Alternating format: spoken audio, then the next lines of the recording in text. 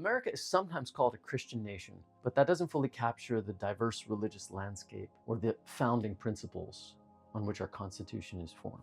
Yes, a majority of Americans identify as Christian, but the country was not founded to be a Christian nation. The Constitution is very clear on this. Quote, "Congress shall make no law respecting an establishment of religion or preventing the free exercise thereof." Congress shall not establish a religion or prevent someone from practicing their religion.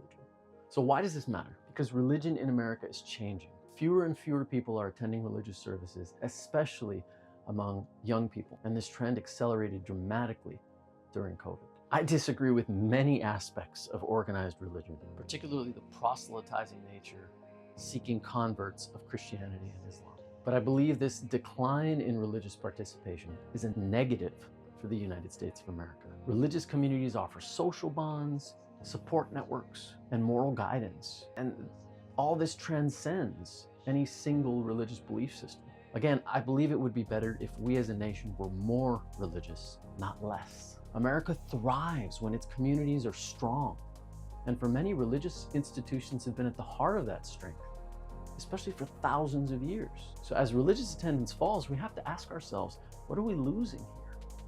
So the First Amendment is clear on one thing. Government cannot establish a religion or prevent you from practicing your religion. But what about the other direction of religion towards politics? It's not quite as clear. How far can religious leaders go when they talk about government policies and candidates from their pulpit?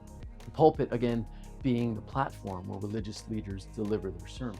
I support the idea of revisiting and redebating the First Amendment's Establishment Clause to clarify what religious figures can and cannot say about politics during their sermons.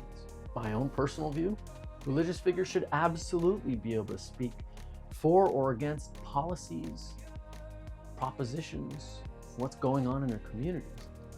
But they should avoid endorsing or condemning, even commenting on political candidates in upcoming elections. Because religion should be guiding our moral compasses, not dictating our political landscapes. But I don't have all the answers, and I fully admit that. I want Congress to debate this issue for the American people, because we need clear guidelines in this area. According to recent studies, religious attendance in America has dropped to record lows, especially among millennials and Generation Z.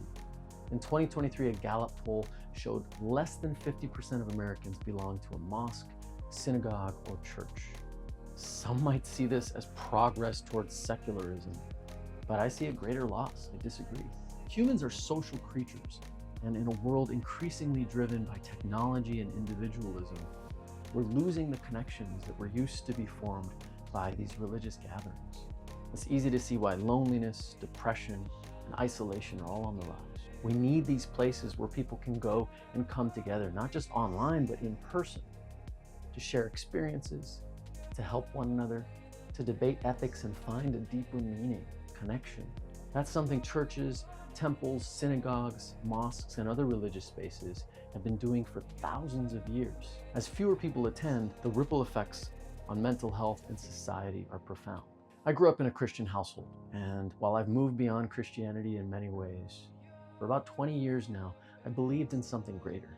There are many paths up the same mountain. Whether it's the teachings of Christ, the wisdom of the Buddha, scripture from the Quran or the Talmud, or other texts, we're all striving towards the same summit of understanding, of peace, of compassion.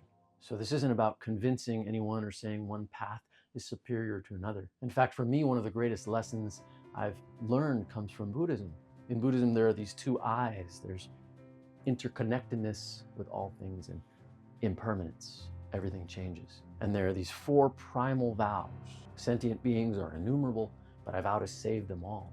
My desires and what I want are endless, but I vow to be free of my desires. The teachings, the scriptures, the knowledge, the wisdom and learnings are immeasurable. You can never learn everything. You can never learn all scripture, but I vow to do it anyway.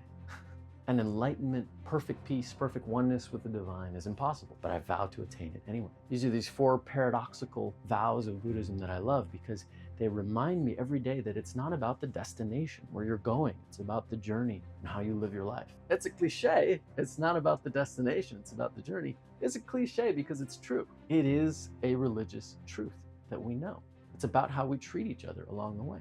We need these spiritual spaces in our country, whatever form they take, to remind us of this truth.